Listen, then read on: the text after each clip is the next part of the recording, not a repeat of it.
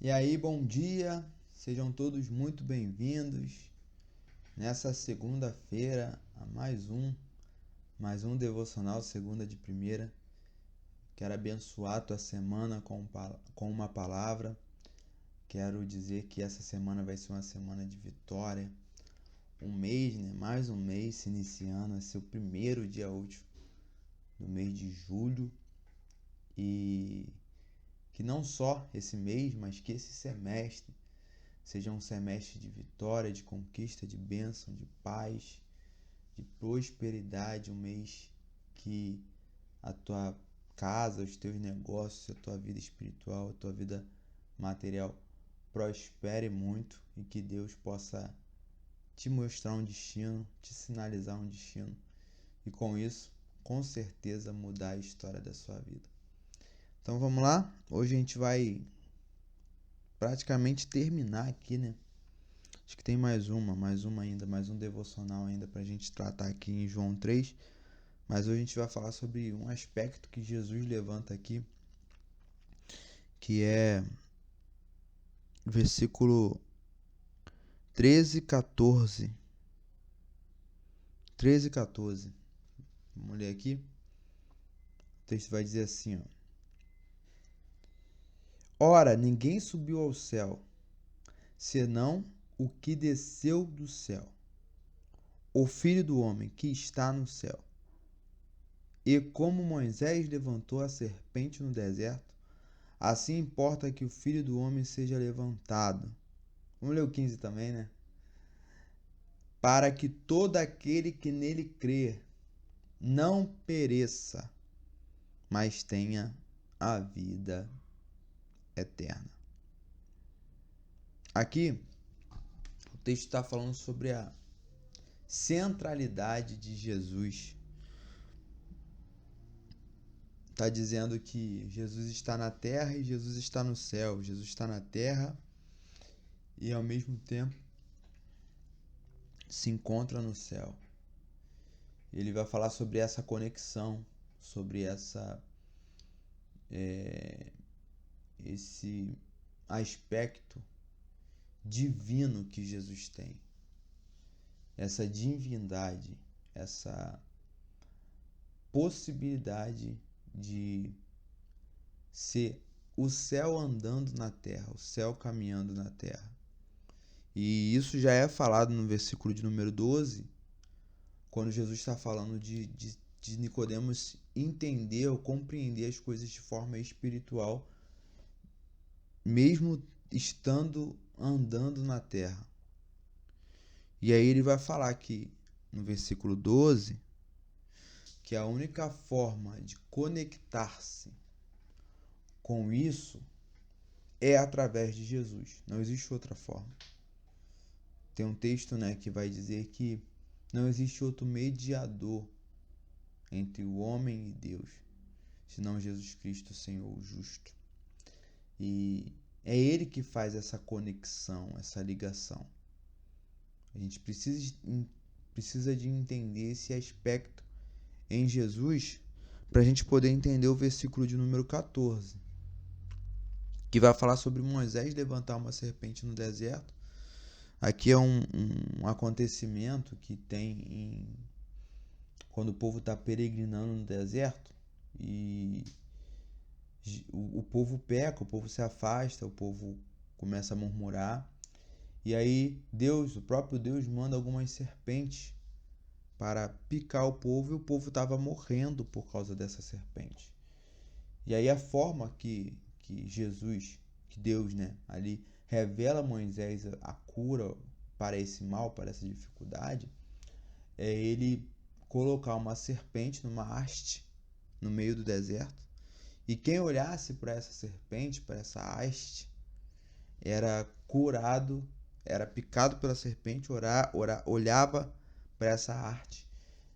Arte, né? É como se fosse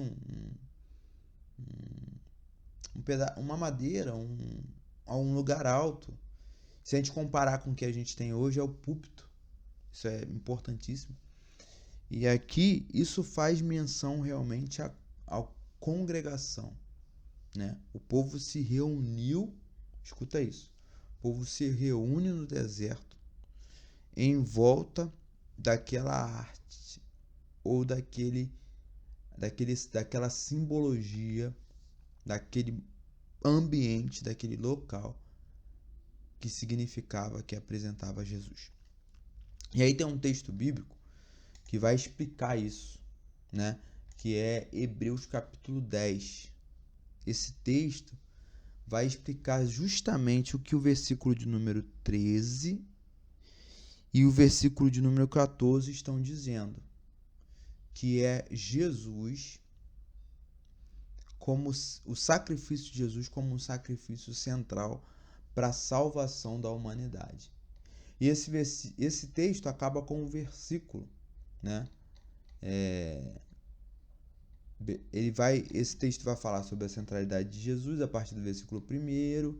A partir do versículo de número 19, vai começar a falar sobre perseverar na chamada. Vai falar sobre sacerdócio, vai falar sobre vida devocional, vai falar sobre dedicação a Deus. Isso é importantíssimo. São aspectos que nos faz desfrutar da plenitude de Deus. São esses aspectos que nos fazem desfrutar da plenitude de Deus. E aí, no versículo de número 25, que é o chave, vai ter um alerta, né? Um alerta bem significativo para esse tempo. Qual? O versículo Hebreus capítulo 10, versículo 25 vai dizer assim: não deixamos de reunirmos como igreja. É justamente isso que Moisés faz com o povo no deserto. Segundo o costume de alguns. Esse costume de alguns são certamente as pessoas que murmuraram e que se viraram as costas para aquele acontecimento e receberam de fato essa perseguição e essa picada dessa serpente, foram mortos por isso.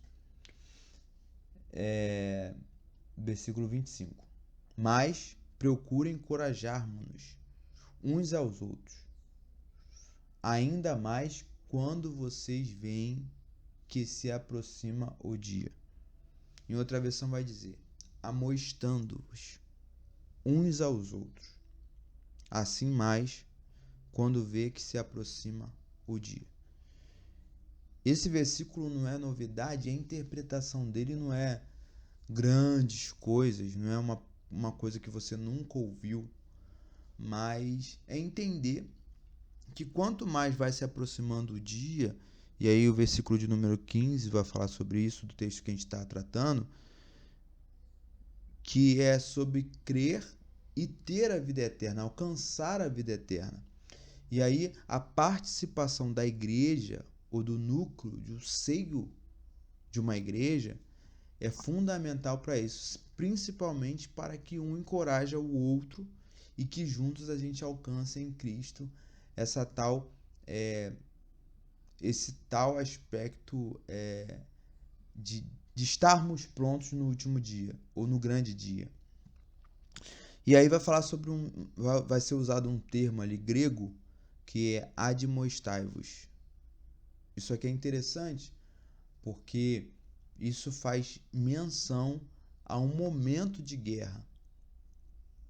Um comandante, um general, alguém que está de frente para um grupo de pessoas que vão enfrentar uma batalha, ele usa uma certa admoestação. O que é admoestação?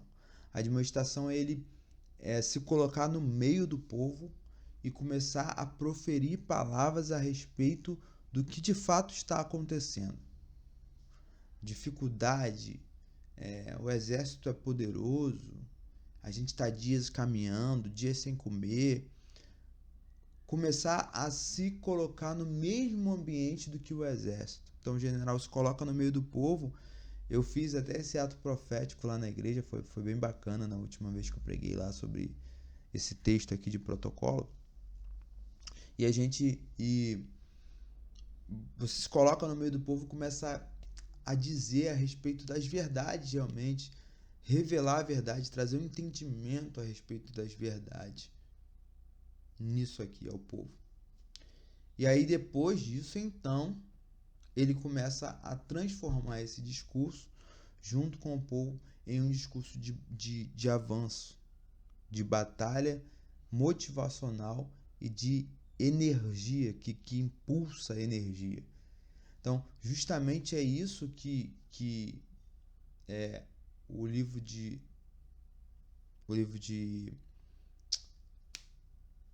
dos Hebreus vai falar justamente a respeito desses aspectos que são necessários para que a nossa fé seja ativada, para que ative a nossa fé, né? Os Hebreus vão falar, o livro dos Hebreus vai falar a respeito de ativar a fé por palavras motivacionais, motivar a fé.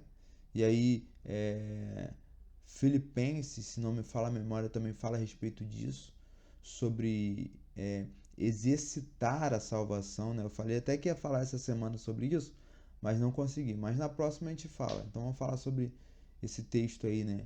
De executar a salvação. A gente vai dar uma pausa aqui e fala sobre executar a salvação. Esse aspecto de executar a salvação e fala sobre regozijai-vos, mais uma vez, regozijai-vos. Palavras motivacionais que ativam a fé. Isso é importantíssimo. Os pregadores têm que ter isso nos seus lábios. Fluir rios de água viva do seu interior. E outro aspecto que a gente precisa compreender dentro disso é o aspecto de que as coisas serem os conflitos, os confrontos e as dificuldades da vida também é algo que faz a nossa fé crescer, né? O texto de Coríntios, se não me falha a memória, vai falar a respeito de que o apóstolo Paulo vai falar, né, que eu me alegro nas injúrias, nas perseguições, nas angústias, porque quando estou fraco, aí estou forte. O que eu quero que você grave desse devocional hoje e que seja um norte para os seus próximos 6 meses é isso. É que a nossa fé se expande quando tudo se comprime. Então, quando as coisas ficam difíceis, vão até, ao nosso ver, de mal a pior, é o momento da gente ter a fé. E o poeta, né, Sérgio Lopes, vai dizer, quando tudo fica atribulado, esse é o momento do poder da fé. Então, nós precisamos passar por situações adversas para que, de fato, chegue o momento do poder da fé e esse louvor ou essa honra seja de fato da fé e de Cristo Jesus. Por isso que a serpente era levantada no deserto, porque haviam serpentes picando o povo e o povo morrendo. E o povo está pensando assim, cara, a gente vai morrer, a gente vai ser exterminado pelo pecado. Mas louvado seja o nome do Senhor Jesus, que ele foi levantado no deserto, foi levantado na cruz e arranca o poder de morte da mão do diabo. O pecado já não tem mais poder sobre nós. E todo aquele que nele crê não perecerá. Não perecerá, mas tem a vida eterna. Receba essa palavra em nome de Jesus. Esse momento de dificuldade, de perseguição, de angústia, não é para te parar, mas é sim para expandir a sua fé. Tá bom? Deus te abençoe. Eu quero orar pela sua vida. Deus, eis aí os teus filhos, ó Pai, que receberam essa palavra nessa tarde, ó Deus, nessa manhã, ó Deus. Eu te peço em nome de Jesus, ó Pai, que o Senhor venha enchê-los da tua graça, do teu poder, da tua glória, e que eles possam entender que quando mais difíceis as coisas estão, é o momento de exercermos a fé, que a fé de fato venha estar extremamente preparada e pronta no coração dos teus filhos para se manifestar na hora exata.